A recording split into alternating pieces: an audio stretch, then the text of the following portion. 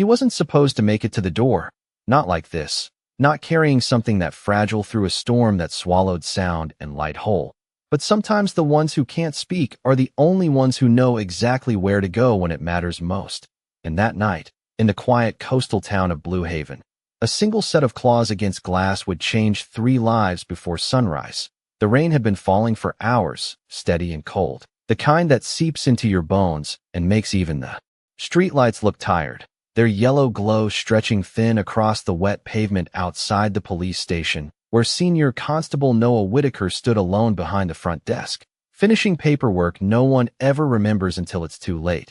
The hum of the fluorescent lights overhead mixing with the distant roll of thunder coming in off the ocean, salt carried on the wind through every crack in the old building. And for a moment, everything felt still, like the world was holding its breath.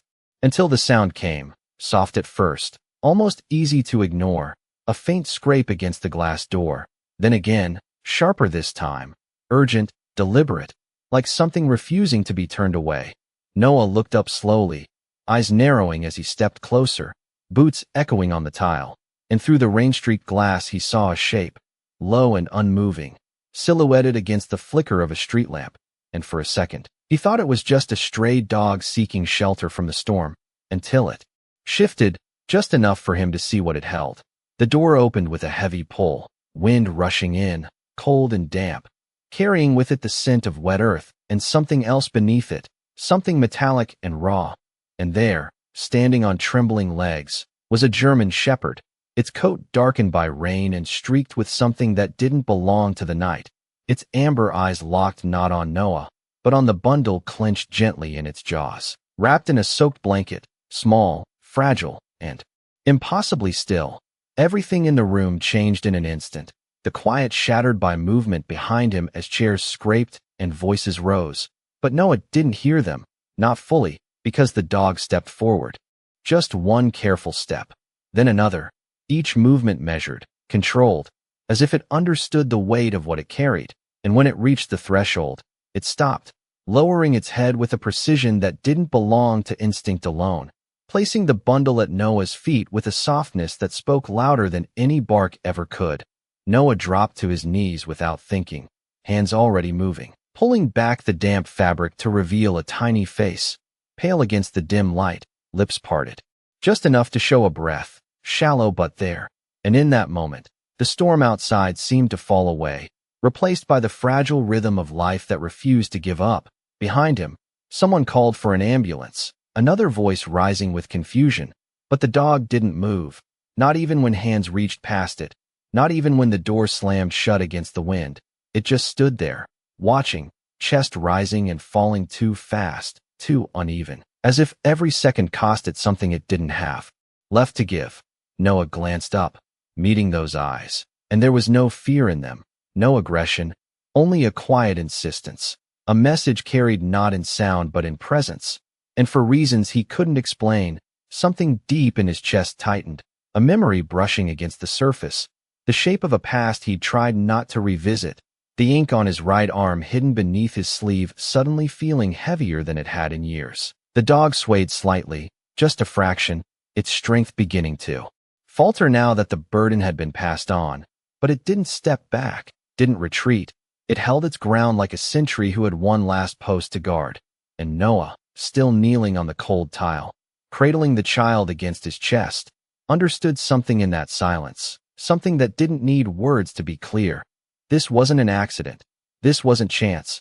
This was a journey measured not in meters or minutes, but in will, in loyalty, in something older than training and deeper than fear. And as the sirens finally began to rise in the distance, cutting through the rain like a promise, Noah Whitaker realized that whatever had happened before that door, whatever waited out there in the dark, had already been rewritten by the quietest act of courage he would ever witness. The sirens arrive before the thoughts can settle, rising through the rain like a thread pulling everything forward. And the moment the ambulance doors swing open, the station fills with motion that feels almost too fast for the weight of what just happened. Paramedics moving with practiced calm as they kneel beside Noah, their hands gentle but precise, lifting the baby from his arms, checking breath, warmth, pulse, words spoken low and steady. And through it all, Noah stays where he is, one knee still on the cold tile, his gaze not following the child, but fixed on the dog who has not moved from the doorway. The German shepherd stands there, as if anchored to the threshold, chest heaving, water dripping steadily from its coat onto the floor, forming a dark pool that spreads slowly outward. And up close the details are clearer now, the shallow tremor in its legs, the way one paw barely touches the ground, the faint line of a scar along its shoulder half hidden beneath soaked fur. But what holds Noah still is not the injury. It is the eyes, steady and searching, not for approval, not for safety, but for confirmation, as if the dog is waiting for someone to say the one thing it cannot hear, yet somehow understands. She is breathing. One of the paramedics says quietly, not to the room but to no one in particular, and the words seem to land between Noah and the dog like a bridge. Because the moment they are spoken, something shifts, not visible to anyone else, just a slight softening in the animal's posture, a release so small it would be easy to miss. But Noah sees it, feels it, the way tension drains from a body that has been holding on for far too long. Behind them, another officer pulls a thermal blanket from a cabinet, wrapping it around the dog's shoulders without getting too close. Careful, respectful, and for a second the German shepherd flinches, not in fear but in instinct, then stills, allowing it, though its gaze never leaves Noah, and that is when he notices the collar, or rather the absence of one, just a faint indentation around the neck where something once rested long enough ago that the fur has grown uneven over it, and beneath that, the subtle imprint of training, the way the dog holds itself even in exhaustion, alert, aware, disciplined in a way that does not come from surviving on the streets. "Mate, we should get that one to a vet," someone says from behind him, voice low, unsure whether to step closer, and Noah nods without looking away, because the thought has already crossed his mind. But something tells him that moving too quickly might break whatever fragile thread is holding this moment together. The rain outside continues, relentless, tapping against the glass like a clock no one can turn off. And through it the flashing lights of the ambulance paint the room in brief pulses of blue and white, each one catching in the dog's eyes, making them seem almost luminous. And Noah shifts slightly, lowering himself further until he is level with the animal, his movements slow, deliberate, the way you approach something that has already given more than it should have had to. "You did good," he says, the words barely louder than the rain. And it feels strange to say it out loud, stranger still to feel that it matters. But the dog's ears twitch, just once, as if the sound reaches somewhere deeper than language. And for the first time since the door opened, it takes a step forward, closing the small distance between them, not enough to invade, just enough to stand within reach. Noah lifts his hand, hesitates for a fraction of a second, then lets it rest gently against the side of the dog's neck, fingers brushing damp fur, feeling the heat beneath it, the steady, stubborn pulse that refuses to fade. And as he does, his sleeve shifts back slightly, revealing the edge of ink along his right forearm, the outline of a German shepherd etched into skin years ago for reasons he rarely lets himself revisit. And the moment the dog sees it, something else changes. Subtle but undeniable, its head tilting just enough to take it in, its breathing slowing as if recognizing a pattern it has known before. Not the man, not exactly, but the idea of him, the echo of trust built in a different time, with different hands. "Noah," one of the officers calls. Softly, "Ambulance is ready to go."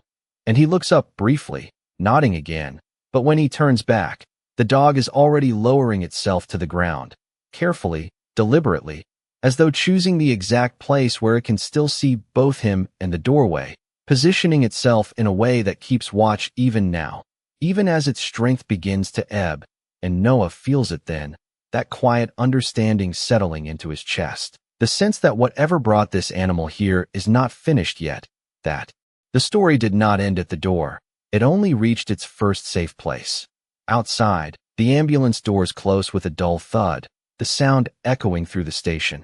And as the vehicle pulls away, its lights fading into the rain, Noah keeps his hand where it is, steady against the dog's neck, grounding both of them in a moment that feels suspended between what has been saved and what is still waiting to be found.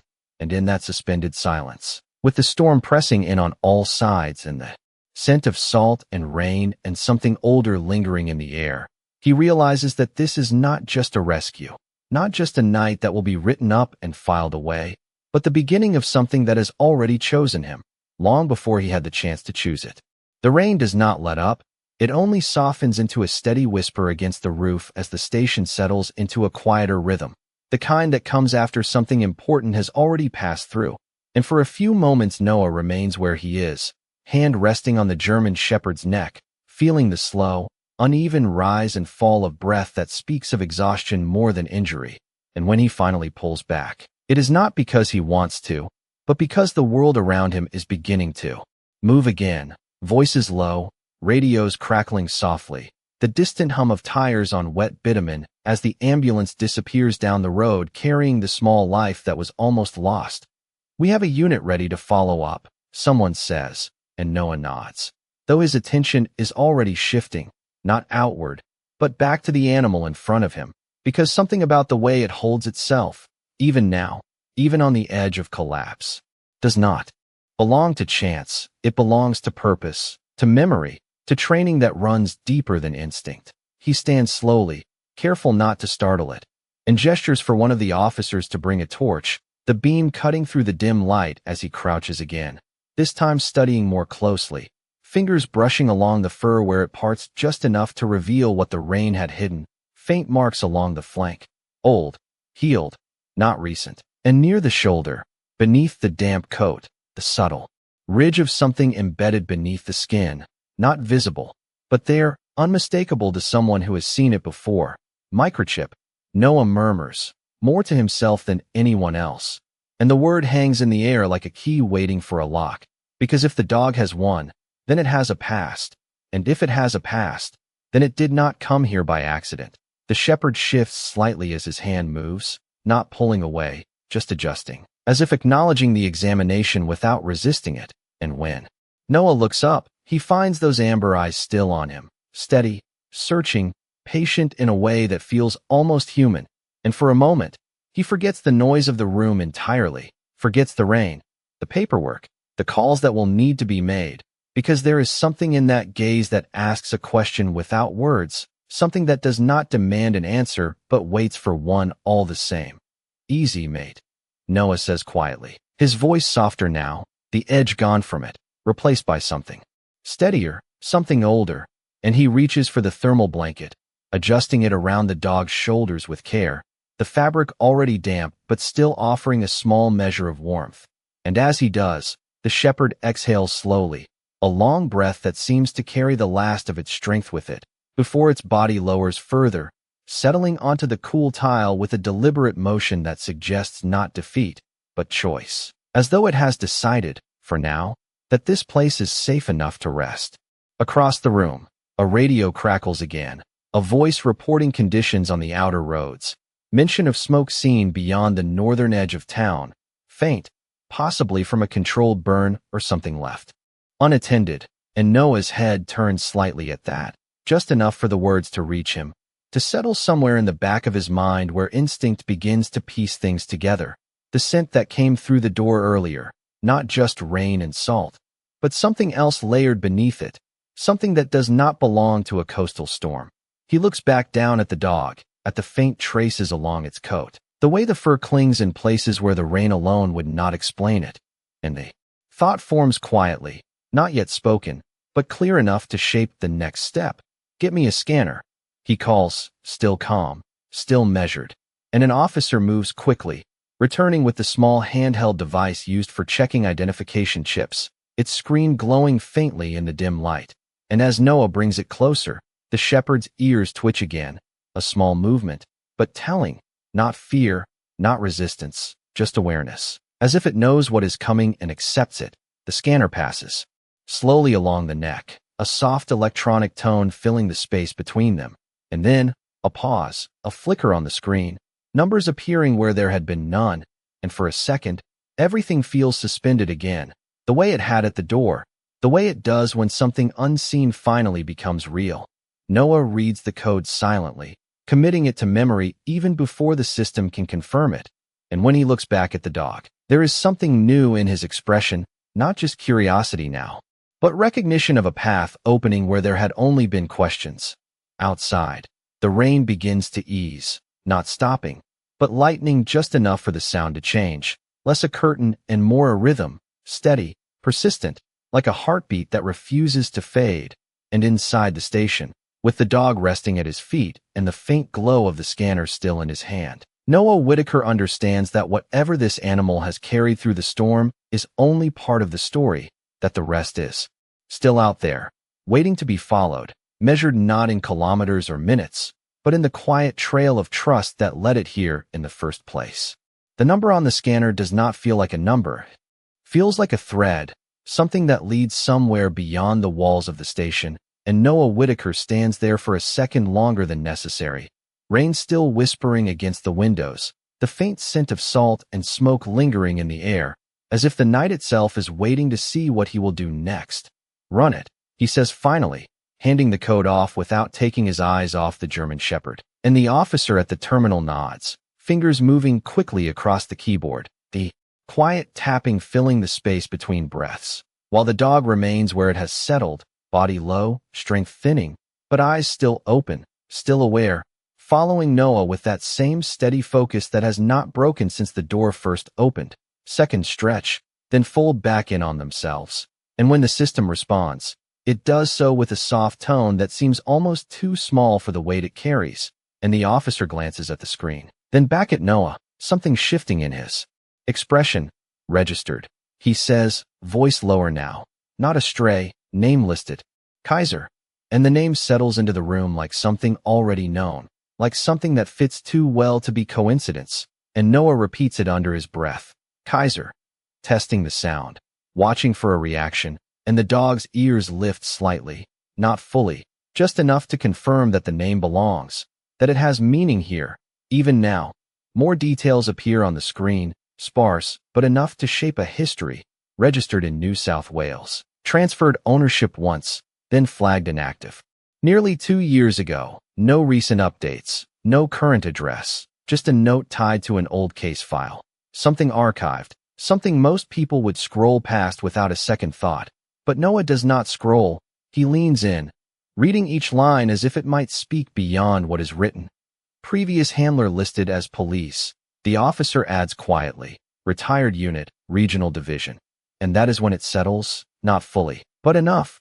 The way certain pieces fall into place without needing to be forced, the way instinct recognizes a pattern before logic has time to argue. Noah looks down at Kaiser again, at the way he holds himself even now, at the discipline beneath the exhaustion, the awareness beneath the pain. And it is no longer a question of whether the dog was trained, but how much of that training still lives inside him, guiding him through the storm, across kilometers of wet road, through a night that should have ended very differently. He knew where to come, Noah says softly, more to himself than anyone else. And as the words leave him, Kaiser's gaze shifts, not away, but deeper, as if acknowledging something understood between them, something that does not need to be explained. Across the room, the radio crackles again, the earlier report returning with more clarity this time. A unit confirming visible smoke approximately 3 kilometers north of the township boundary. No registered burn permits for that area. Possible structure involved. And the moment those words settle, the air changes, not dramatically, just enough. The way it does when a quiet truth begins to surface. Noah's jaw tightens slightly, not with tension, but with focus, and he straightens. The shift in his posture subtle but unmistakable, the kind that signals a decision forming before it is spoken. He glances at Kaiser, then toward the door, then back again, measuring something only he can feel, and for a second, nothing moves, not the officers, not the rain, not even the hum of the lights overhead. And then Kaiser stirs, not fully rising, but lifting his head, turning it just enough toward the same direction Noah had looked, toward the road, toward whatever lies beyond the reach of the station lights. It is not a coincidence, not anymore, and Noah feels it settle into place, the understanding that this night has not finished what it started, that the path does not end here. It only paused long enough for something to be saved. "Get a vehicle ready," he says, calm, steady, already moving as he speaks. And there is no hesitation in the room now, Only action, boots on tile, radios clipped into place, keys lifted from hooks with a soft metallic ring. And through it all, Noah crouches once more beside Kaiser, his hand returning to the dog's neck, grounding, reassuring, but also asking something in return. "You can take me there, can you not?" he murmurs, voice low enough that it barely carries beyond them. And for a moment, there is only the sound of the rain easing against the roof, softer now, less urgent, as if the storm itself is beginning to pass. And then Kaiser shifts again, gathering what little strength remains, pushing slowly up onto his front legs, unsteady but determined, his body trembling under the effort. But his eyes clear, fixed, ready. Noah does not rush him, does not force the moment. He simply waits, hand steady, presence unwavering, until the dog finds his balance, until he stands, not tall, not strong, but standing all the same. And when he does, he takes one step forward, then another, turning toward the door as if it has always been the only direction that mattered. Outside, the air feels different now. Cooler, the rain reduced to a fine mist that clings to skin and uniform alike. The streetlights reflecting off the wet bitumen in long, quiet lines, and as the patrol vehicle idles at the curb, engine humming softly, Noah opens the passenger door, stepping back just enough to give Kaiser space. Not commanding, not calling, just allowing. And after a brief pause, the German shepherd moves, slow but certain, climbing in with a care that speaks of both pain and purpose, settling onto the seat with a low breath that seems to carry the weight of everything he has already done and everything he still intends to do. Noah closes the door gently, circles to the driver's side, and as he slides in, hands steady on the wheel, he glances once more at Kaiser, at the way he faces forward now, gaze fixed beyond the windscreen, toward a road still wet, still dark, but no longer uncertain. And in that quiet moment before the tires begin to roll, Noah Whitaker understands something simple and unshakable. That sometimes the only map you need is the one carried by a soul that refused to give up, even when the night tried to take everything from it. The engine hums low beneath Noah's hands as the patrol vehicle pulls away from the station, tires whispering over wet bitumen, the town of Blue Haven slipping past in muted colors and reflections, shopfronts dark, streetlights flickering in long streaks across the windscreen. And beside him Kaiser sits upright despite the tremor in his body, eyes fixed ahead, not distracted by the passing lights or the quiet crackle of the radio, only focused on something beyond the visible road, something remembered rather than seen. Noah keeps his speed steady, not rushing, not slowing, allowing the rhythm of the drive to settle. Because there is a difference between chasing something and following it, and tonight, he knows which one this is. The air inside the vehicle still carrying that faint trace of salt and smoke that clung to Kaiser's coat, a scent that does not belong to the station, does not belong to safety, but to a place where something went wrong and has not yet been made right. 3 kilometers north, the dispatcher's voice repeats through the radio, calm but alert, confirming the report again, and Noah acknowledges with a quiet response. His voice measured, controlled, but his attention remains with the dog, watching for the smallest change, the slightest shift that might guide him more precisely than any coordinates could. The road begins to narrow as they leave the main stretch of town, streetlights growing fewer, the darkness deepening beyond the reach of the headlights, and the rain eases further into a fine mist that drifts across the windscreen like breath, the kind that does not hide the road but softens it, blurring edges, making everything feel just slightly removed from certainty. Kaiser leans forward then, just enough for Noah to notice, his body tensing despite the fatigue, his ears lifting, and his gaze shifting subtly to the left, not a dramatic movement, just a quiet correction, and Noah follows it without question, easing the vehicle onto a smaller road that branches off toward the outskirts, gravel replacing smooth asphalt, the sound beneath the tires changing, rougher, more grounded. "You remember this, do you?" Noah murmurs, not expecting an answer, but feeling one all the same in the way Kaiser settles again once the turn is made, as if something has aligned, as if the path is now closer to what it should be. The kilometers pass slowly, each one measured not by distance alone, but by the growing sense that they are moving towards something that matters, something that explains why a trained dog would cross that distance in the condition he was in, carrying a life that could not carry itself, refusing to stop until it reached a place where help could be found. The radio crackles again, another unit offering to meet them along the outer road. But Noah declines, not out of pride, not out of isolation, but because this feels too precise for noise, too fragile for too many hands too soon. And he glances at Kaiser again, seeing the way the dog's breathing has steadied slightly, not stronger, but more focused, as if purpose alone is holding him together. Ahead, a faint glow begins to appear through the trees, not bright, not active, but lingering, the kind of light that does not belong to street lamps or passing vehicles.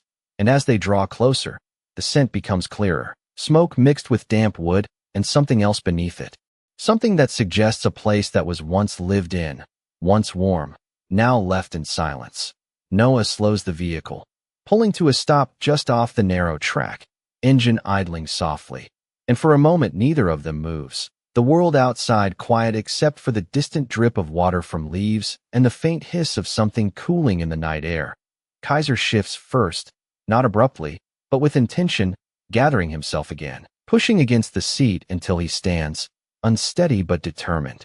And when Noah opens the door, the cool air rushes in, carrying the scent more strongly now, grounding the moment in something real and present. The dog steps down carefully, paws meeting the damp earth with a softness that belies the strength it must have taken to reach this place once already, and he does not hesitate, does not look back.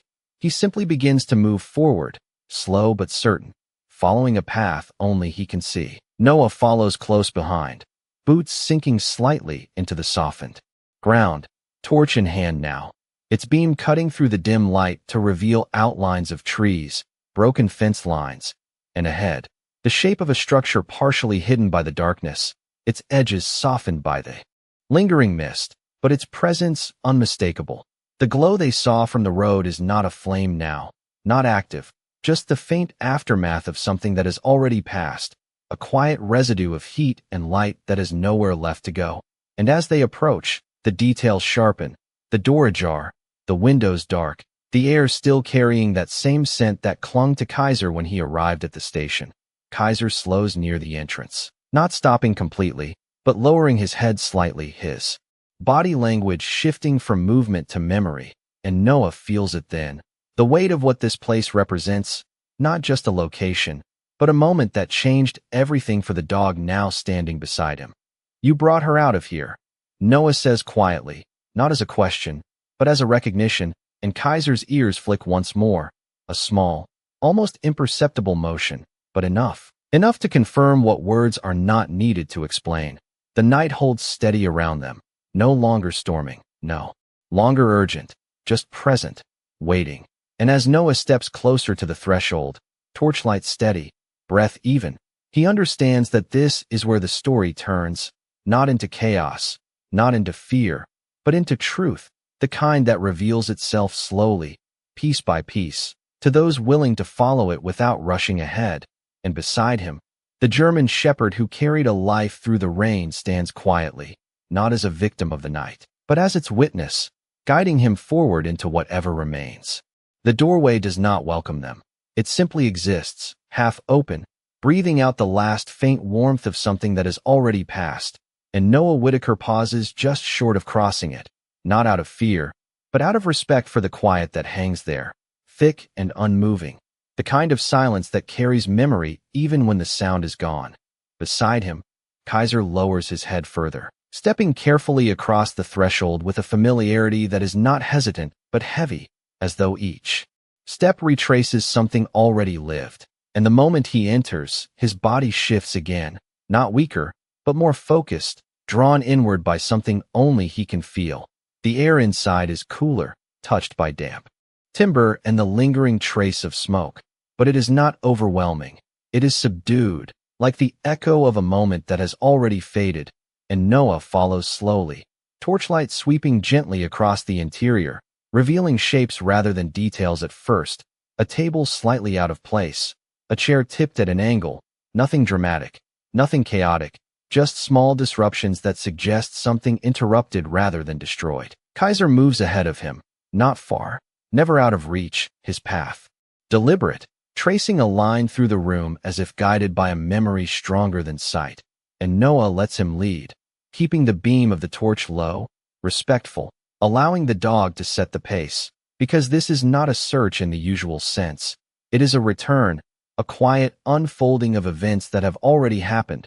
The sound of their footsteps is soft against the floor, the faint creak of timber under weight. And somewhere deeper inside the structure, a subtle drip echoes at irregular intervals. Water finding its way through where it does not belong, marking time in a way that feels almost deliberate. Kaiser stops near the center of the room, his body stilling, his head turning slightly toward a doorway that leads further inside. And for a moment, he does not move. He simply stands there, breathing, remembering, and Noah feels it again. That shift, that invisible line between what is present and what has been. And he steps closer, placing a hand lightly against the dog's shoulder, grounding him without pulling him away. "You came through here," he says quietly, his voice low enough to blend with the silence. And Kaiser's ears flick in response, not startled, just aware. And then he moves again, slower now, each step measured, as though the ground itself carries weight. The next room is smaller, more personal, and the moment the torchlight reaches it, the details begin to settle into place. A blanket draped over the edge of a low bed, a small toy lying near the wall, untouched, and something about the arrangement speaks without words, speaks of presence, of life that was here not long ago. And Noah feels his chest tighten slightly, not with fear, but with recognition of what could have been lost. Kaiser approaches the bed, his nose lowering to the edge, inhaling softly. And then he stops, not searching, not scanning, just pausing, as if confirming something already known. And Noah watches him, understanding forming not through evidence alone, but through the quiet certainty in the dog's movements. "This is where she was," Noah murmurs, not asking, not guessing, but acknowledging. And the dog remains still for a moment longer before turning his head toward the far corner of the room, where the torchlight reveals a small opening, a back exit, slightly ajar, the frame marked by faint scratches that do not belong to age or wear, but to effort, to urgency without panic. Noah steps closer, lowering the beam, tracing the marks with his eyes rather than his hands. And it becomes clear in the way such things do when nothing is forced, the path from inside to out, the line Kaiser must have followed, carrying something far more fragile than himself, navigating a space that was never meant for escape. Outside the opening, the ground slopes gently away, damp earth darkened by rain, and faint impressions remain where the soil has not yet settled, subtle, but there, leading away from the structure and back toward the direction they came from, a path measured in meters, in steps taken under weight, under pressure, under something stronger than instinct alone. Kaiser moves toward the opening but does not step through. He stops at the edge, looking out, then back at Noah. And in that moment, there is no urgency left in him, only a quiet completion, as if the part of the story that belonged to him has reached its end, and what remains now belongs to those who can follow what he began. Noah nods slightly, not because he needs confirmation, but because it feels right to acknowledge it, and he straightens, drawing in a slow breath of the cool, damp air, letting the pieces settle into place. The child, the distance, the condition the dog arrived in, the way he chose the station, the way he never left until he knew the child was safe. And now this, the place where it all started, not chaotic, not violent, but interrupted, incomplete, waiting for the rest to be understood. Outside, the mist has thinned further, the first hint of early light beginning to press faintly against the horizon, and Noah turns back toward the main room, knowing that this is only the beginning of what will follow, that there are still questions to answer, still paths to trace, but also knowing that the most important part has already been done, not by procedure, not by protocol, but by a dog who refused to let a life fade into the night. Behind him, Kaiser lowers himself carefully to the floor near the doorway, his body finally giving in to the exhaustion it has been holding at bay, his breathing slower now, steadier, and as Noah pauses beside him once more, resting a hand gently against his side, he understands something simple and unspoken, that sometimes the bravest thing a soul can do is not fight, not run, but carry hope far enough that someone else can take it the rest of the way. The room holds its silence even as Noah Whitaker steps back from the small doorway, the early hint of dawn pressing faintly through the mist outside. And for a moment he does not move. He simply stands there, letting the weight of what he has seen settle into something steady, something he can carry without letting it break him. Because there is a difference between witnessing and understanding, and tonight is asking for both. Behind him, Kaiser lies near the threshold, his body finally still. In a way that speaks of exhaustion rather than vigilance, his sides rising and falling with slow, measured breaths, and though his eyes remain open, they no longer search the room. They rest, fixed loosely in Noah's direction as if the need to watch has softened now that the path has been shown. Noah walks back to him, each step quiet against the timber floor, and crouches again, lowering himself so that he is not above the dog but beside him, hand returning to the familiar place along his shoulder, fingers pressing gently through damp fur to feel the warmth beneath, the steady pulse that has carried him through more than most would ever endure. You held on long enough, Noah says softly, not as a statement of relief, but as recognition, and Kaiser's ears flick once. Just enough to acknowledge the sound, before settling again, his breathing evening out further, as if the presence beside him has finally given him permission to rest. Outside, the world is beginning to shift, the darkness thinning into a muted gray that reveals shapes more clearly with each passing second, the trees, the fence line, the narrow track leading back toward the road, all emerging from shadow into something that can be followed not just by instinct but by sight. And Noah knows what comes next, not because it has been told to him, but because it is the natural continuation of what has already begun.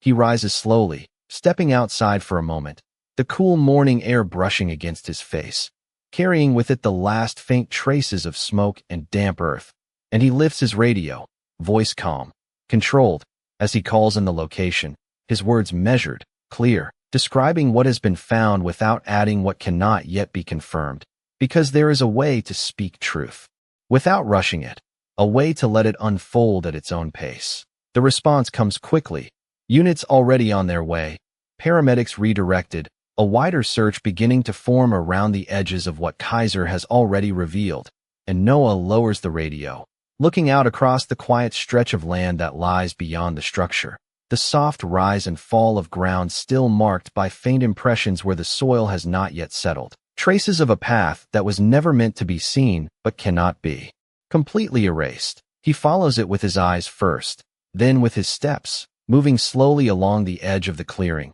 torch lowered now as the light grows stronger, revealing more detail with each meter, the small disturbances in the earth, the subtle bend in the grass, the way certain branches have shifted just enough to suggest passage, not chaotic, not scattered, but purposeful, directed.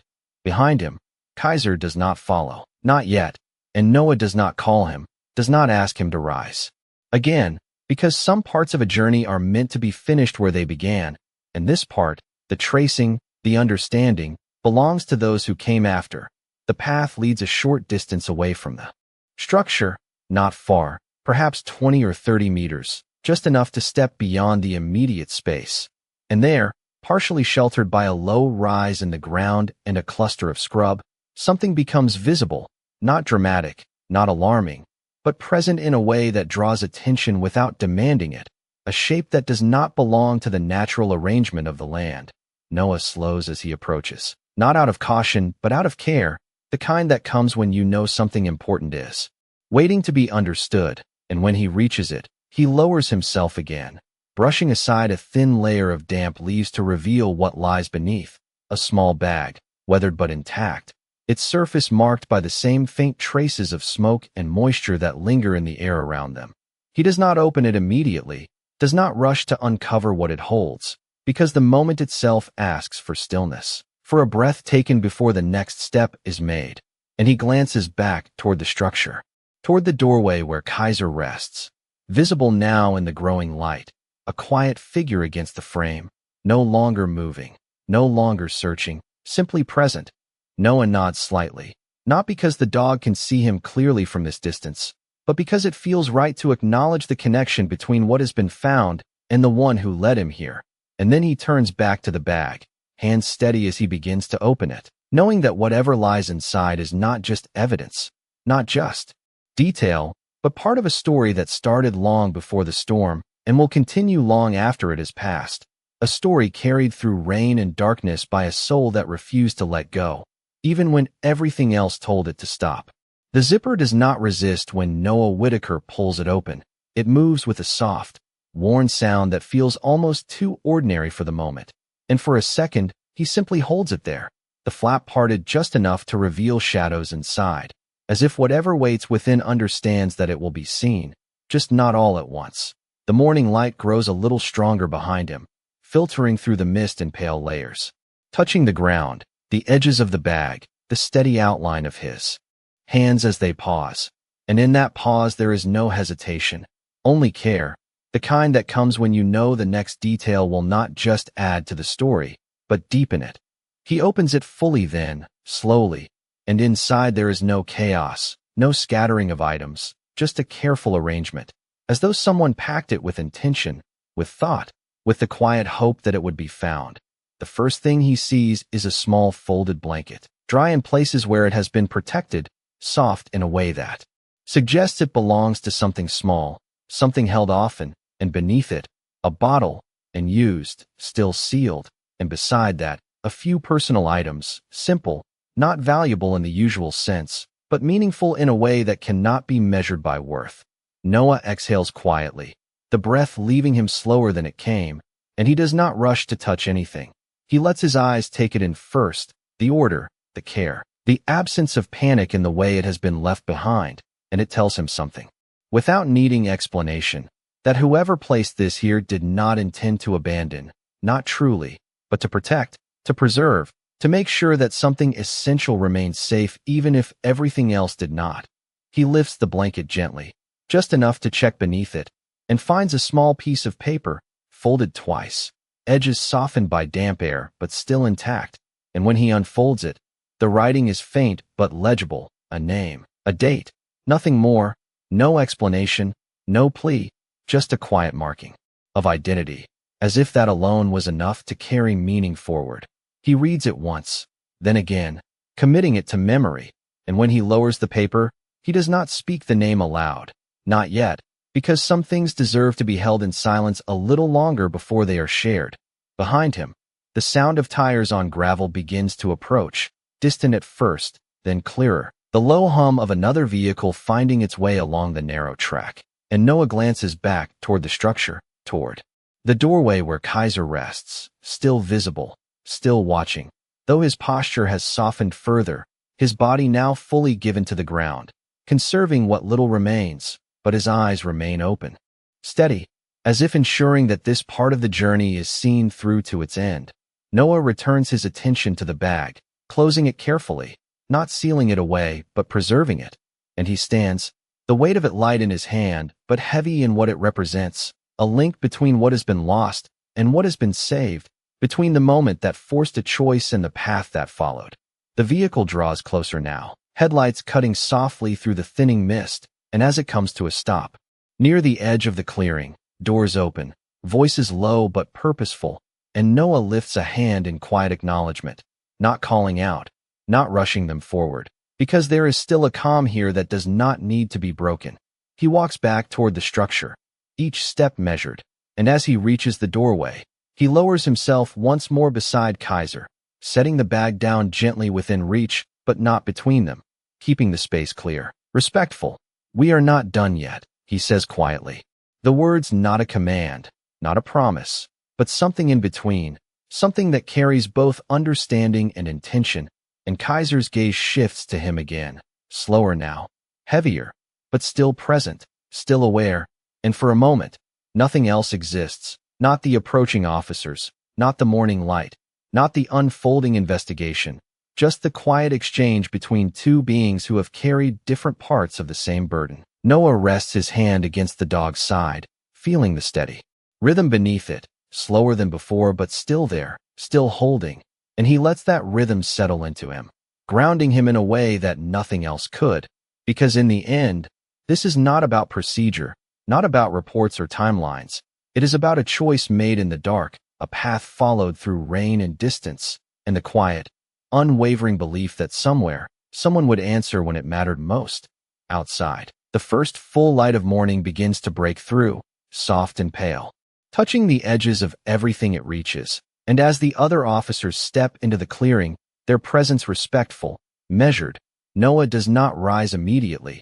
He stays where he is for just a moment. Longer, hands steady, breath even, acknowledging what has already been done before turning to what still remains. Because some stories are not told in words or findings, but in the simple, undeniable truth that even in the quietest corners of the world, something still chooses to carry hope forward, no matter the cost. The sound of approaching boots does not break the quiet so much as settle into it. Measured steps across damp earth, voices kept low out of instinct rather than instruction. And as the first of the responding officers reach the edge of the clearing, they slow without needing to be told, taking in the scene with the same careful attention that Noah Whitaker had carried through every step before them. Because something about this place does not invite urgency, it invites understanding. Noah finally rises, not abruptly, but with the same steady control that has guided him since the moment the station door opened, and he nods once in greeting, offering no immediate explanation, only a gesture toward the structure behind him, toward the path, toward the bag resting quietly where it had been placed, and the officers follow his indication with their eyes first, then their movement, spreading out gently, documenting, observing, not disturbing what has already been revealed. "We have the child safe," one of them says softly, receiving confirmation through the radio, and Noah acknowledges it with a small nod, the words settling into him like something already known but still needed to be heard. And for a moment his gaze drifts back to Kaiser, who remains near the doorway, still, present, his breathing shallow but consistent, his role no longer active but never diminished. The bag is lifted carefully, examined without haste, its contents noted in quiet tones, the folded blanket, the bottle, the small piece of paper with its single name and date, each item treated not as evidence alone, but as part of a larger story that is still unfolding. And Noah watches as it is handled, not with detachment, but with a sense of responsibility that feels personal, because he knows now that this is not just a case. It is a sequence of choices made under pressure, under fear, under something that could have broken but did not. One of the officers approaches him then, lowering his voice even further. "Looks like whoever was here tried to prepare," he says, glancing toward the bag, and Noah nods again. "Not abandoning," he replies quietly, "protecting," and the word lingers between them, shifting the way everything else is understood, reframing the silence of the structure not as emptiness, but as intention. The morning light continues to grow, soft but steady, revealing more of the land around them, the gentle slope beyond the structure, the line of trees marking the boundary of the clearing, and further out, the faint outline of a track that leads deeper into the surrounding bushland. And it is there that Noah's attention settles again, not drawn by anything obvious, but by the same quiet instinct that has guided him since the beginning of the night. He steps away from the doorway once more, boots pressing lightly into the damp ground, following the faint continuation of the path that Kaiser had traced, not the part that led to safety, but the part that led away from it, the origin rather than the destination. And as he moves, one of the officers falls into step beside him, not questioning, not interrupting, just present. The ground here is less disturbed, the impressions softer, more subtle, but still there if you know how to look. A shift in the grass, a broken twig, the slight compression of earth where weight has passed more than once. And Noah follows it with patience, not rushing ahead, allowing each detail to confirm the last, building a line of understanding that stretches beyond what the eye can fully see. After perhaps 15 meters, the path bends slightly, leading toward a cluster of low trees where the light struggles to reach as easily. And there, partially obscured by shadow and foliage, something else becomes visible, not dramatic, not sudden, but present in a way that feels deliberate. A second point along the same story. Noah slows again, raising a hand slightly to signal the others to hold back, not out of secrecy, but out of respect for the moment, and he steps forward alone, closing the remaining distance with the same care he has shown throughout, until the shape resolves into something clearer, a vehicle small, stationary, its surface damp with morning moisture, its presence quiet and unassuming, but out of place in a way that cannot be ignored. He does not approach it immediately, does not reach for the handle or circle around it. He simply stands there for a moment, taking it in, letting the connection form naturally between what has been found and what it might mean, and behind him. The officers remain where they are, understanding without being told that this is not a moment to rush. Noah finally steps closer, not hurried, not hesitant, just steady, and as he reaches the side of the vehicle, he places his hand lightly against it, feeling the cool surface beneath his palm, grounding himself in the reality of it, because everything now points here, not as an ending, but as another piece, another quiet truth waiting to be understood. Back at the structure, Kaiser remains where he is, visible in the distance, still watching, still present, his journey already complete, yet somehow still part of every step that follows. And Noah glances back once more, just briefly, before turning his attention forward again, knowing that what he finds next will not change what the dog has done, but it will explain why it mattered so much. Noah Whitaker does not rush the vehicle. He lets the moment settle around it first, the way he has with everything else this night has placed in front of him, because there is a difference between arriving and understanding, and this feels like something that needs to be understood properly.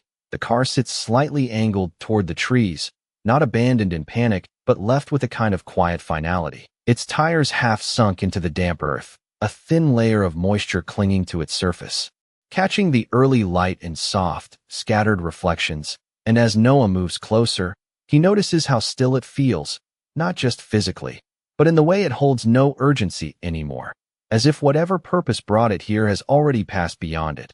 He reaches the driver's side and pauses, his hand resting lightly against the door, feeling the cool metal beneath his palm, grounding himself again before taking the next step.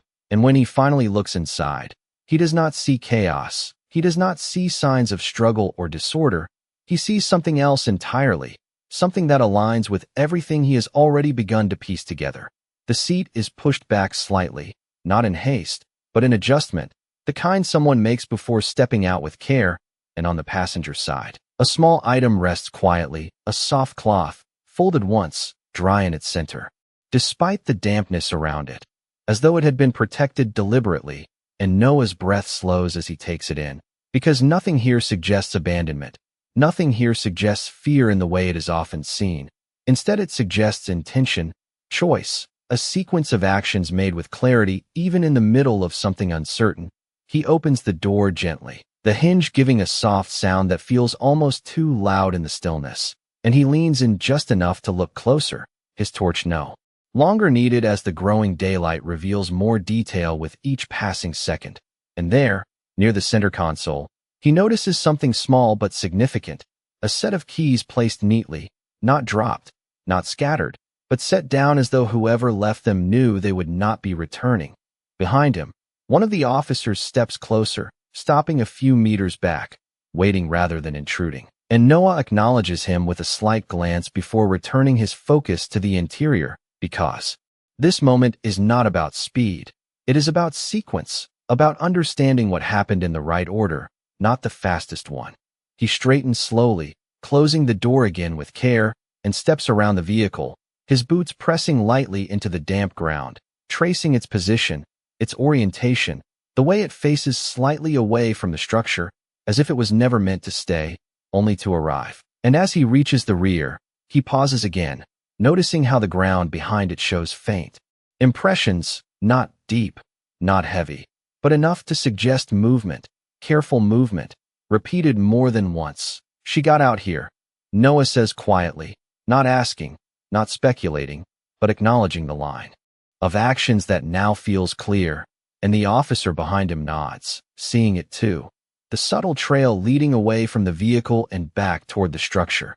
The same path Kaiser must have followed, not alone, but alongside someone who could not carry everything herself. Noah turns his head slightly, looking back through the trees toward the structure in the distance, where Kaiser remains, a small, still figure against the doorway, and for a moment, the connection becomes complete. The vehicle, the bag, the room, the path, the dog, all parts of a single sequence that now fits together without forcing it. She tried to do it right. The officer says quietly, and Noah exhales slowly, the words settling into something deeper than observation. She did. He replies, his voice steady, carrying not judgment, not assumption, but recognition, because everything they have found speaks of someone who did not give up, someone who made choices not out of panic, but out of care, even when the situation offered very little in return. The radio crackles again, confirmation coming through that the child has been stabilized, that she is responding, that her condition is improving, and the words move through Noah like a quiet release, not dramatic, not overwhelming, just enough to ease something that had been held tight since the beginning of the night. He nods once, lowering the radio, and looks back at the vehicle one last time, committing its place in the story, not as an end, but as a turning point, a place where one path stopped and another began, where a decision was made that would carry forward beyond the limits of strength or distance. The morning light continues to grow, softening the edges of everything it touches, and as the rest of the team begins to move more fully into the area, documenting, mapping, building the wider picture, Noah steps back, giving space.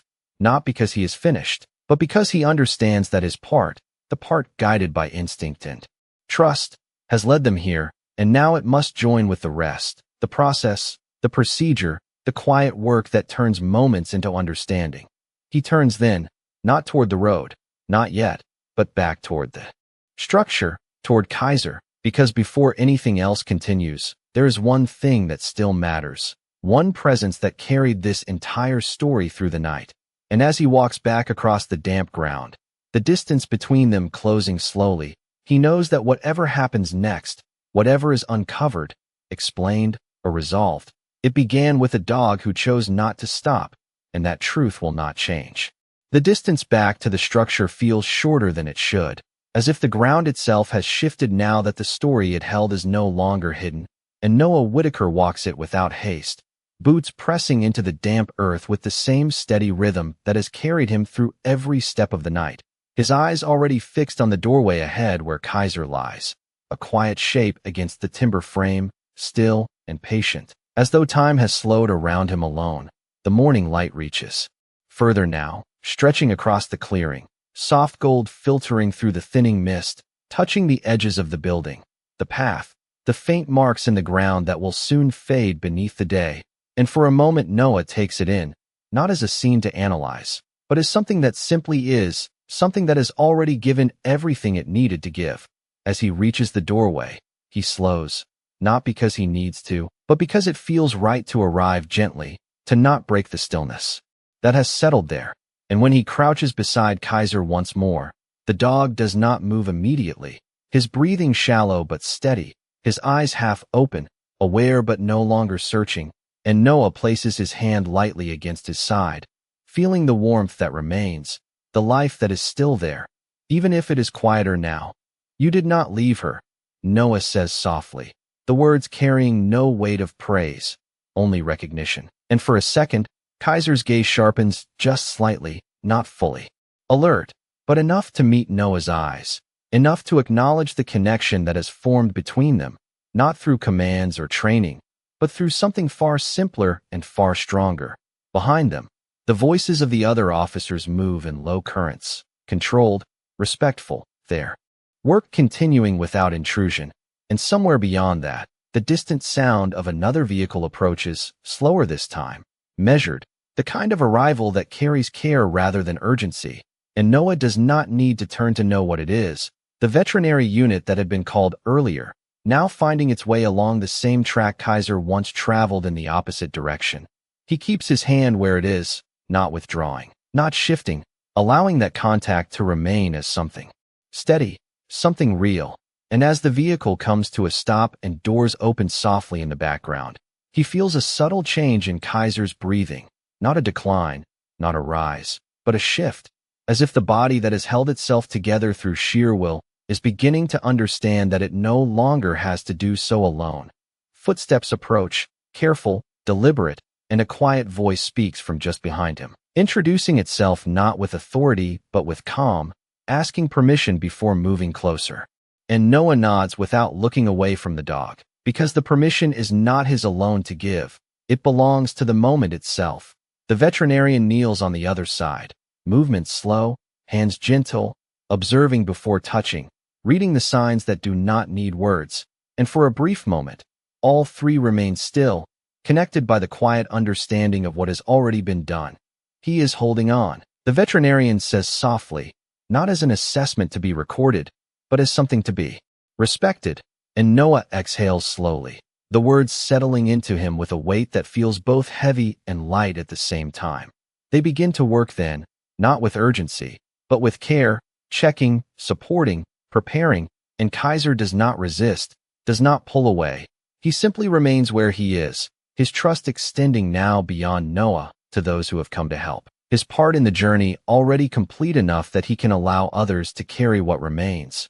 Noah watches without interfering, his hand still resting lightly against the dog's side, grounding himself as much as offering comfort. And as the gentle process continues, he becomes aware of something else, something quieter than everything that has happened so far. The absence of tension, the absence of fear, replaced instead by a kind of calm that does not come from certainty, but from knowing that the most important thing has already been secured. The child is alive. The path has been found. The story is unfolding. And here, at the center of it all, lies the one who carried it through the darkest part without asking for anything in return. The light grows stronger still, the sun now rising enough to cast longer shadows across the clearing, warming the damp ground, softening the edges of everything it touches. And Noah lifts his gaze for a moment, looking out beyond the structure, beyond the trees, toward the road that led them here, and then further still, toward the town where the night began, where a door opened and a life was placed into waiting hands. When he looks back down, Kaiser's eyes are still on him, not searching, not questioning, just present. And Noah gives a small nod, a gesture that carries more than words could hold, because some acknowledgments do not need to be spoken aloud to be understood. The work continues around them, quiet, steady, respectful, and as the veterinarian prepares to move Kaiser gently, to carry him forward into the next stage of care, Noah does not step away immediately. He stays for one more moment, hands still in place, breath even, allowing that final connection to settle into something that will remain long after this morning has passed, long after the reports are written and the details are filed. Because what happened here was never just about what was found. It was about what was carried, and who carried it, and how far a soul will go when it refuses to let hope be left behind. They move Kaiser with a kind of care that feels almost ceremonial, not because he demands it, but because he has earned it, hands steady beneath him, lifting slowly, supporting where strength has faded, and Noah Whitaker rises just enough to give them space, while never fully stepping away, his presence still anchored beside the dog, as though something unspoken holds them there together. The stretcher is not rushed into place. It is brought close, lowered gently, and Kaiser is guided onto it with quiet voices and patient hands, the kind that do not assume, do not force, but follow the rhythm of what is already there. And for a brief moment, as his body settles against the surface, his breathing shifts again, a slight pause, then a slow continuation, as if even now he measures each breath not for himself, but for the space around him. Noah places his hand one last time against Kaiser's shoulder before stepping back fully, not withdrawing, just allowing the next part to begin, and the dog's eyes follow him, not with urgency, not with fear, but with a calm recognition that feels deeper than the moment itself, something carried from earlier, from the door, from the journey that brought them both here. The stretcher is lifted, carried toward the waiting vehicle, and the morning air wraps around them all, no longer cold, no longer sharp, but softened by the rising sun that now stretches across the clearing in quiet gold, touching the ground, the trees, the edges of everything that remains. Noah walks beside them, not leading, not directing, simply present, and as they reach the vehicle, the rear doors open with a soft mechanical sound that feels almost distant against the weight of what is happening, and Kaiser is placed inside with the same measured care, secured gently, monitored closely, every movement deliberate, every touch respectful. The veterinarian speaks quietly as preparations continue, words meant to reassure, to guide, to hold the moment steady without breaking it. And Noah listens without needing to respond, because the reassurance is not something that can be answered. It is something that settles into place on its own. He made it this far, the veterinarian says softly, and Noah nods once, his gaze steady. He was not stopping. He replies, and the words are not dramatic, not heavy.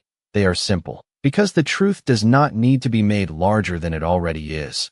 The doors close gently, not with finality, but with continuation, and the vehicle prepares to move, its engine starting with a low hum that blends into the morning rather than interrupting it. And for a second, everything pauses again, just long enough for Noah to step closer, placing his hand lightly against the side of the vehicle, not as a gesture of control, but of connection, as if acknowledging the transition from one part of the story to the next. Inside, Kaiser lies still but present, his eyes partially open, his breathing steady enough to carry him forward. And as the vehicle begins to roll, Noah steps back, watching it move along the same track that had once brought them here, but now in reverse, carrying with it the weight of what has been done and the quiet hope of what still might be. The sound of tires on gravel fades gradually, blending into the wider rhythm of the morning, and the clearing settles once more, not empty, but complete in a way it had not been before. The structure, the path, the vehicle, all now part of something that has been seen, understood, and carried forward. Noah remains where he is for a moment longer, his gaze following the direction the vehicle has taken until it disappears beyond the trees, and then he exhales slowly, the breath leaving him with a quiet steadiness that reflects everything the night has held. Behind him, the other officers continue their work, methodical, respectful, the process now unfolding in its proper place. But Noah does not turn immediately. He allows himself one final moment of stillness, one final recognition of what has already been achieved before stepping back into the rhythm of what comes next.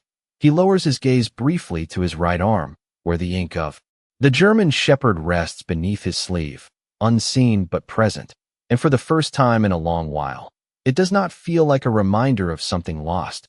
It feels like something carried forward, something that has found its echo in the quiet courage of another. The sun lifts higher, light spreading fully now across the clearing, warming the damp earth, softening the edges of everything it touches. And as Noah finally turns back toward the structure, toward the officers, toward the work that remains, he does so not with urgency, not with weight, but with a calm understanding that some stories do not end in the place they begin.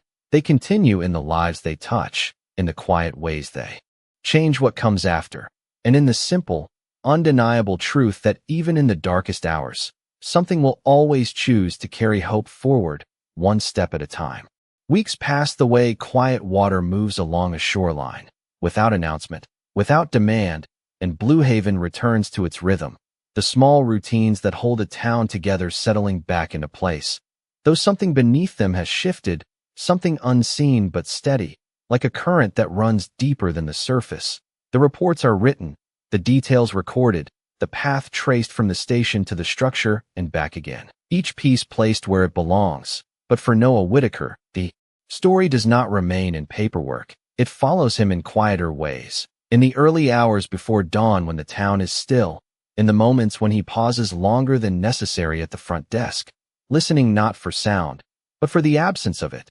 The hospital sits at the edge of town, white walls catching the afternoon light, and when Noah steps inside, there is no urgency in his movement, only a calm that feels earned rather than assumed, the scent of antiseptic and clean linen replacing the salt and smoke of that night. And as he walks down the corridor, the sound of soft voices and distant monitors forms a different kind of rhythm, one that speaks of recovery, of continuation.